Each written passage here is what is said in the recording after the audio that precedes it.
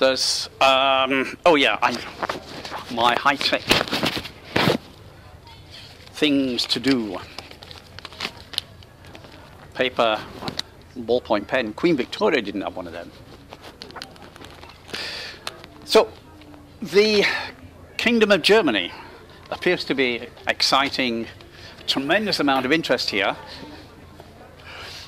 But what is it? Why is it a kingdom? What's it for? What are we doing? Etc. And first, the name, because humanity's experience with kingdoms has not been very, shall we say, pleasurable over the last couple of thousand years. And what actually happened was that we've been building up to the Declaration of Independence for some years. And then suddenly the administrative authority called the Federal Republic of Germany, which isn't a state, isn't a country.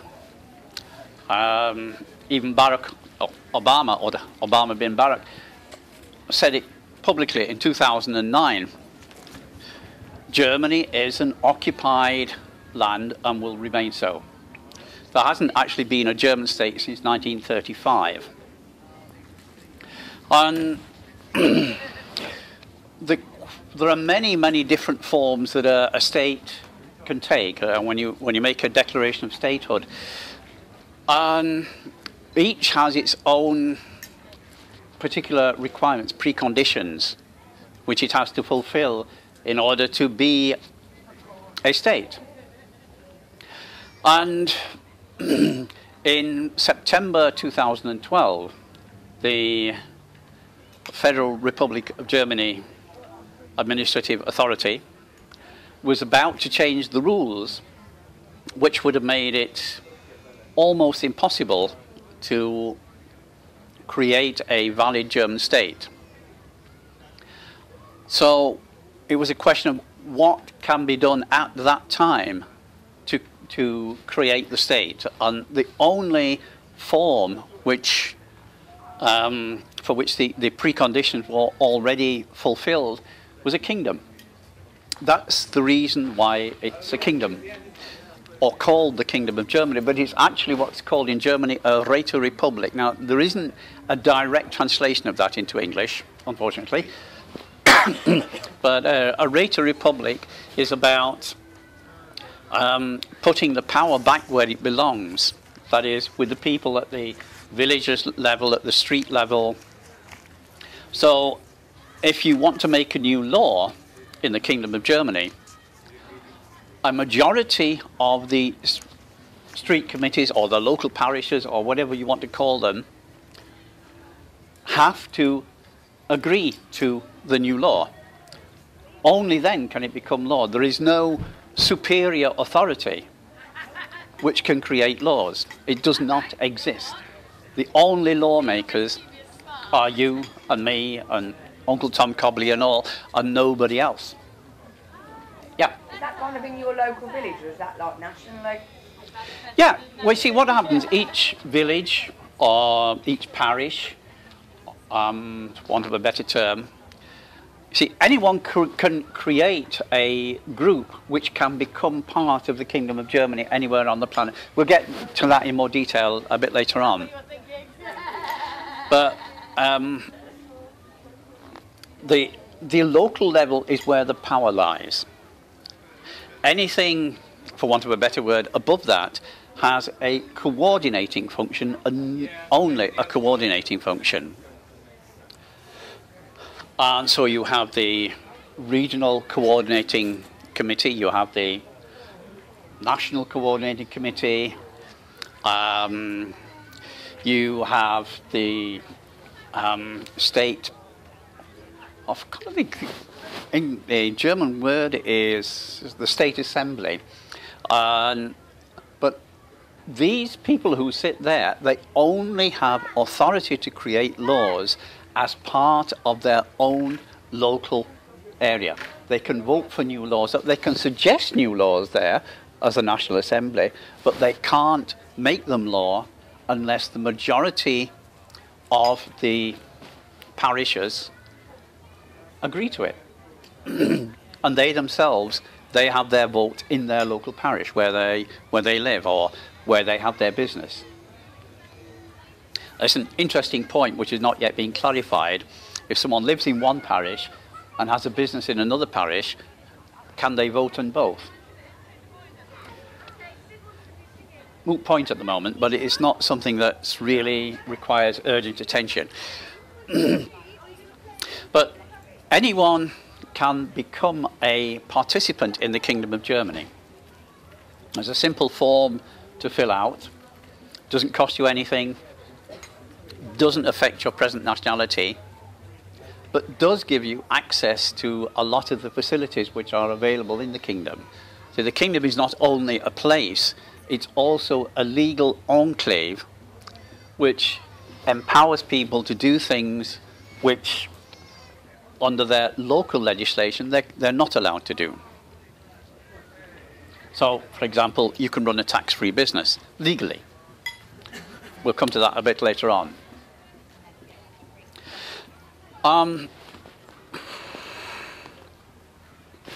This structure has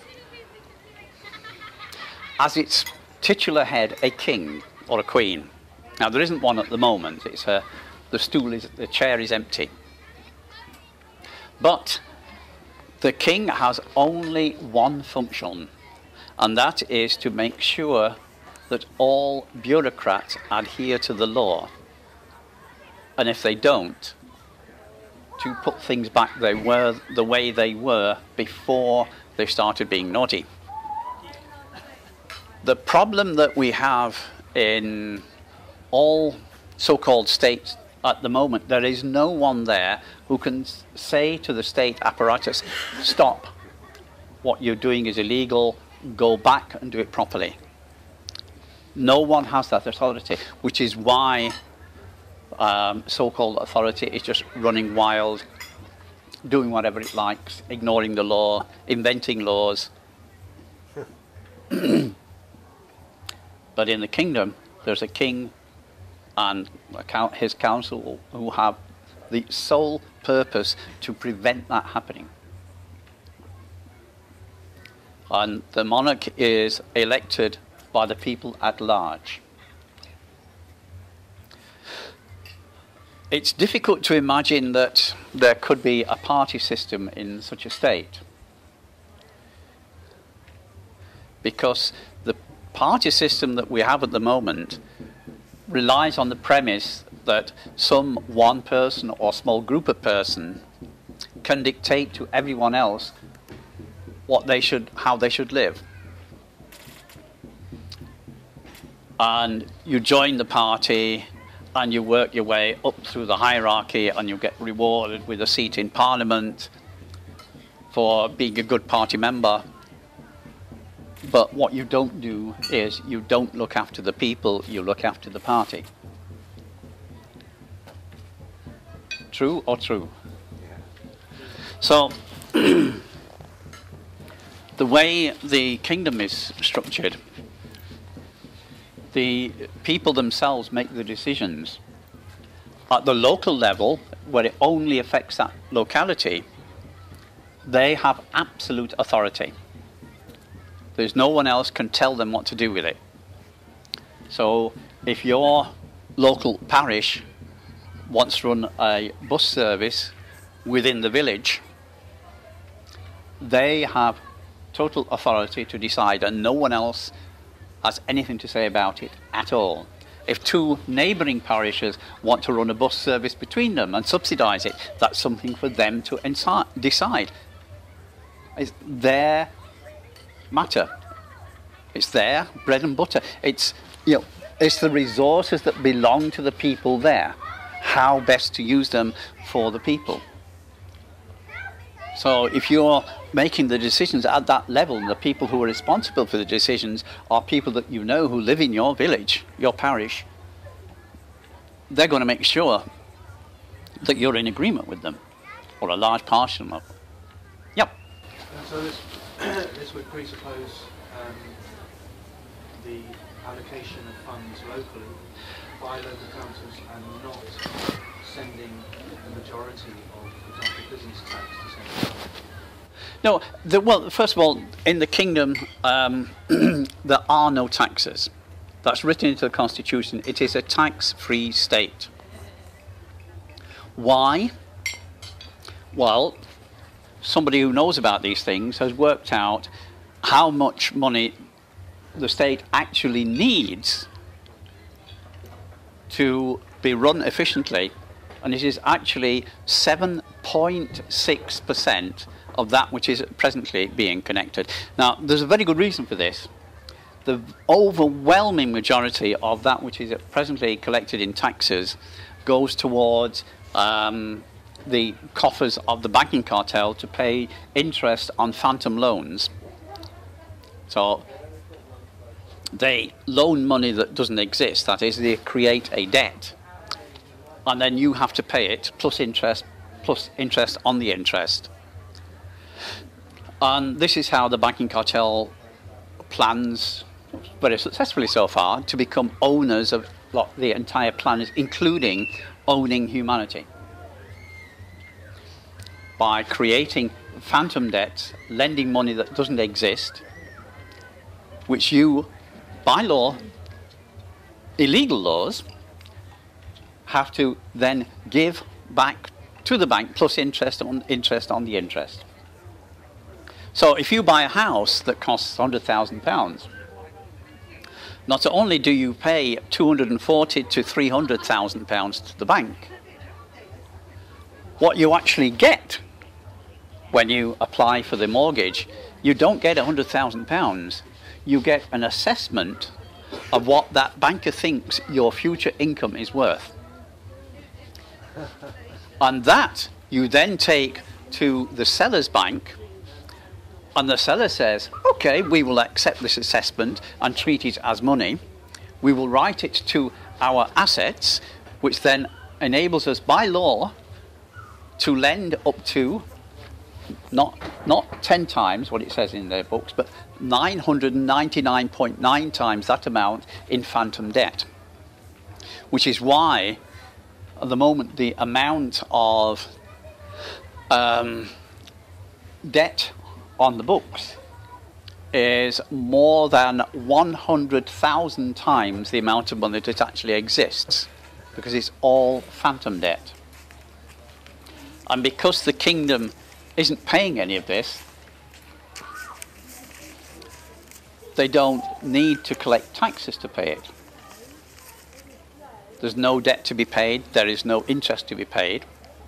Not only this, a very large part of the state spending is to ameliorate the effect of what the banking cartel is doing. That is sucking wealth out of the economy the whole time. Isn't it a Rothschild bank the same as the whole of Europe anyway? So Pardon? Isn't it going to be a Rothschild-owned bank, or the banking cartels are the same as all over Europe? So Yeah. aren't they doing something to stop that? The point is this, this is true. If every bank were compelled to, above the door, put the name of the actual owner, you would almost never see anything other than Rothschild. Sorry. They own almost every bank in existence. They didn't own the Libyan bank, which is why Libya had to be crushed. Also to hide the fact that the Libyans enjoy the highest, or did enjoy, the highest standard of living in the world.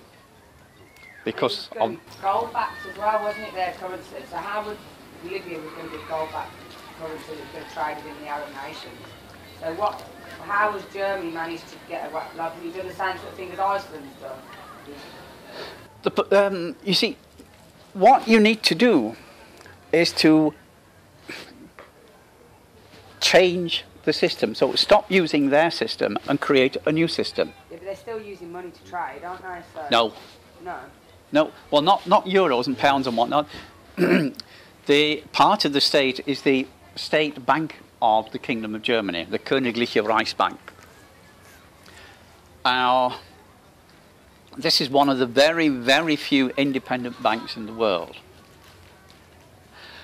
There are, because of the state of play at the moment, there are a few special rules which we have to follow until such time as the Federal Republic of Germany officially recognises the Kingdom of Germany as a separate state, which is inevitable because of other things that are moving on at the moment. But until such time as that, it's, the currency of the kingdom is the Neue Deutsche Mark. Now, you can buy Neue Deutsche Mark with euros and pounds and dollars at the moment because the kingdom can use those euros and pounds to buy things which we need to build up the infrastructure of the kingdom. So it's not a problem at the moment. But that's a one-way street. You cannot use Neue Deutsche Mark to buy euros or any other currency, because did we do that, under the laws of the Federal Republic of Germany, the bank would then be subjected to the, it's called the BaFin, the Bundesanstalt für Finanz- und Finanzielle Dienstleistungen. So it's just very similar to the Financial Services Agency, but it's not a government agency, it's a self-regulating body owned and funded by the banking cartel. So in order to, at the moment, to facilitate the Königliche Reichsbank being able to sell you euros, it would then automatically become subject to the authority of the banking cartel, which is why we can't do it at the moment. What about exchange rate? Is it turbulent? Pardon? Is there a turbulent exchange rate? So it's At the moment, the kingdom is quite happy to accept euros to buy Neue Deutsche Mark at a rate of 1-to-1, although the Neue Deutsche Mark has a very, very much higher value. The point is this: the currency of the Kingdom of Germany is backed by property, machinery, agricultural land, buildings. There's hard value behind the currency.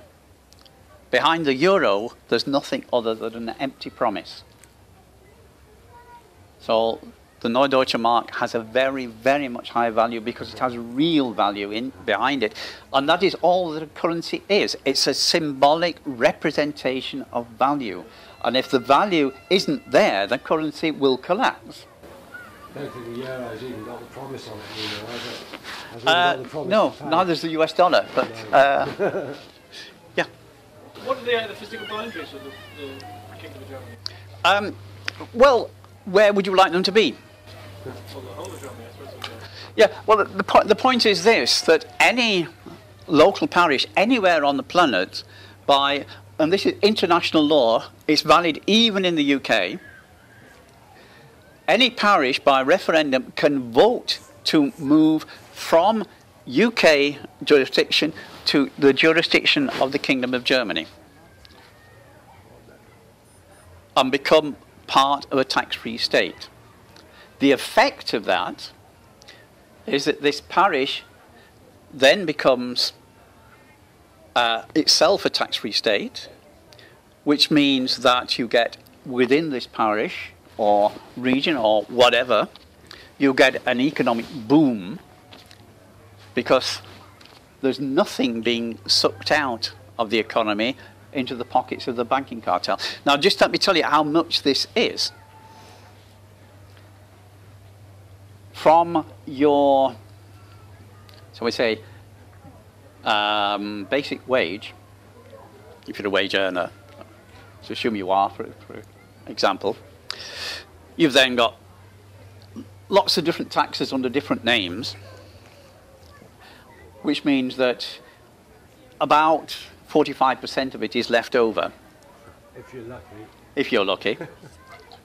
You then go out and pay your rent, you buy food, you buy petrol or diesel, and whatnot.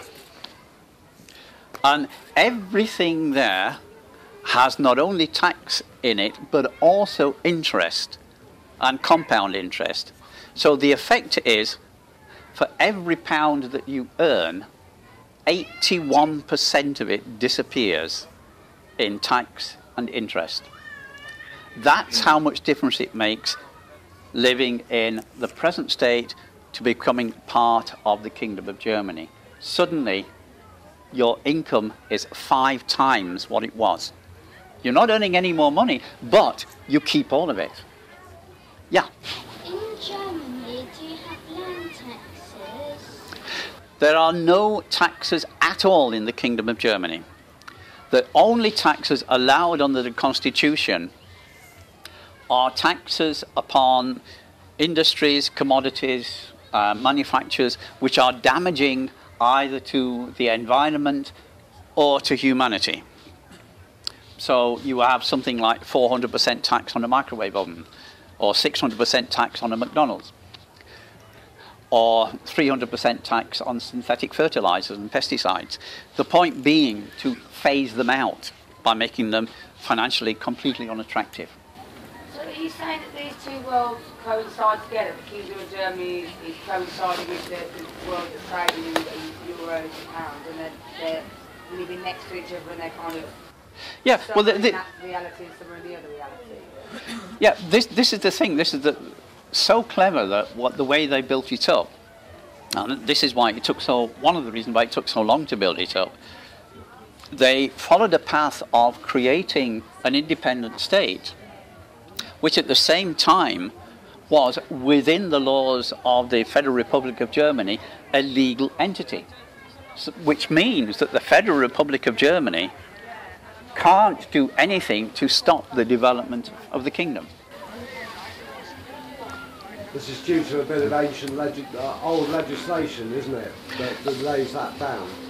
No, it isn't. It's due to the shape, Supreme, Headquarters, Allied, something or other. Oh, really? Then? Yeah, the dictates is due to the the agreement between Adenauer and the occupying powers, which created the permission for the Federal Republic of Germany. It's due to the fact that the basic law of the Federal Republic of Germany, Article 146, says that should Germany ever become reunified, this basic law, which is it says in the basic law, is a temporary state of affairs. Should Germany ever become reconnected, then the people have the opportunity by referendum to choose a new constitution. Now, the Federal Republic of Germany, or the Basic Law, was dissolved in, I think, October 1993. Which means that since then there has actually been no law in Germany. And this referendum, which was specified in the Basic Law, has never taken place. So there is no basic law, there is no constitution. However, the administrative system, which is based upon the Basic Law, still exists. So, and it will fight for its existence to some extent. Now I stress to some extent. Yeah. Do they tax GM? Pardon? Do they tax GM? Oh yeah. They will be so heavily taxed that nobody could afford them. If I get my way, it'll be at least 1,000%. If you are doing something which is illegal in the Federal Republic of Germany, don't call us. We've got to go this narrow way. If the event takes place wholly within the Kingdom of Germany, then you would be subject to the laws of the Kingdom of Germany. So what are the laws? The laws are very little more than the Constitution. You see, if you have a Constitution which sets humanity on a path which makes the establishment of an elite impossible, then you need very, very few laws, very few indeed. And the way in which that's governed at the moment is, should anyone do that, and I think there's only ever been one case, court case in the Kingdom of Germany, then it's up to the judge to decide within the spirit of the Constitution what is the best thing for everyone to do here. Who chooses the judge? Sorry? Who chooses who the judge is?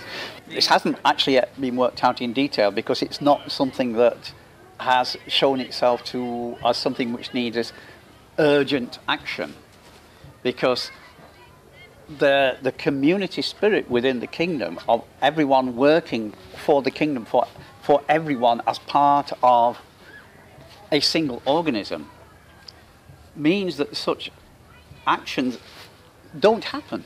Yeah, but when you research law, you have a new respect for law in general, because actually all it's there is to solve disputes.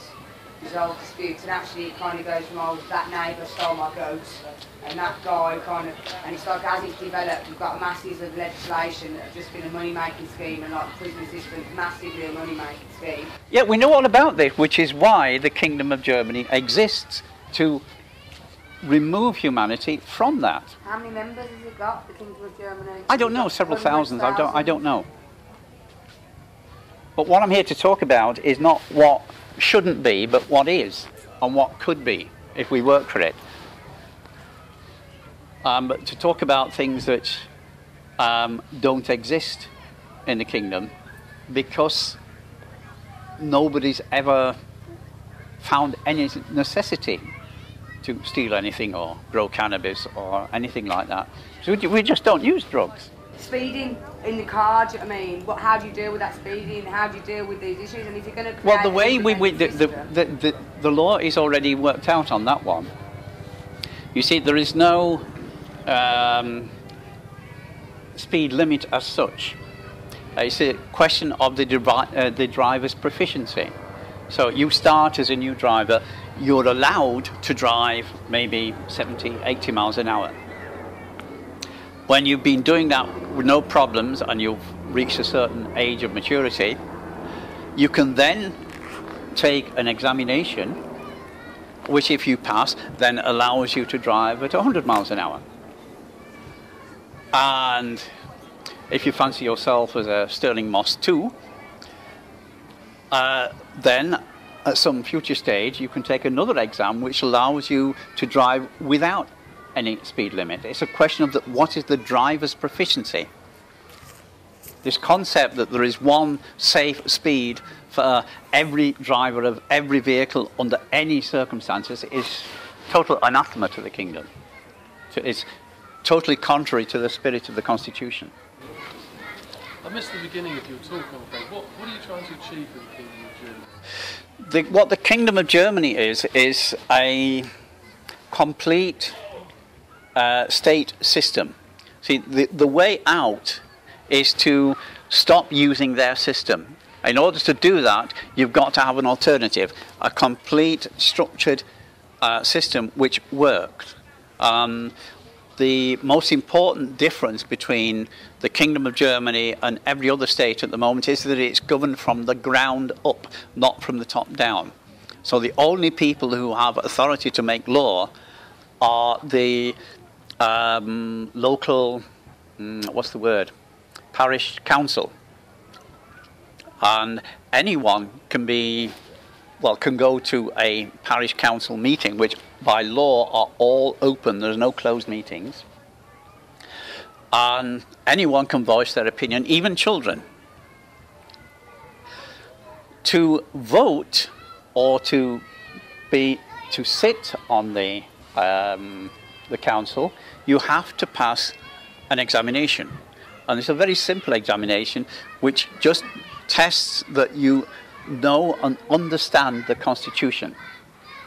That's all. You just need to prove that you know what the Constitution is and what it's about. A detailed description of the structure of the Kingdom of Germany. And if you make a note of this website, hecril.com/GG14. Sometime in the next few days there will be a what's the word? A list of useful documents loaded up to it, including the link where you can download the English translation of the Constitution, which has 93 clauses. I have a CD in my car, which somebody has taken the trouble to read the Constitution out loud, and it takes an hour and a half. So it's not as big as the Constitution goes. But that is over 90% of the law of the Kingdom of Germany is the Constitution. Is it a legislative structure, or is it actually land-based? You have borders? Both. It's both. Yeah, and the way under international law, any local community, parish, whatever you want to call it, by referendum can move themselves from their present jurisdiction to jurisdiction of the Kingdom of Germany, and thereby become part of a tax-free state. Yeah. I know it's only a few thousand members, but in terms of it's actually growing, you just mentioned there, and partly what you said before sort of answered the question. This is like the democracy from the bottom up. That's Yeah. the people choose the people vote on select the local council. Which then selects Yeah, and all citizens have right to vote and to sit on the council, to be elected for the council. Is everybody a citizen? No, to become a citizen, you have to pass the examination showing that you understand the Constitution. That's the only criterion to become a citizen. What are you if you don't pass the exam to understand the Constitution? You are a participant, but you don't have voting rights. Because if you don't understand the Constitution, you don't know what the country is about. What about people with learning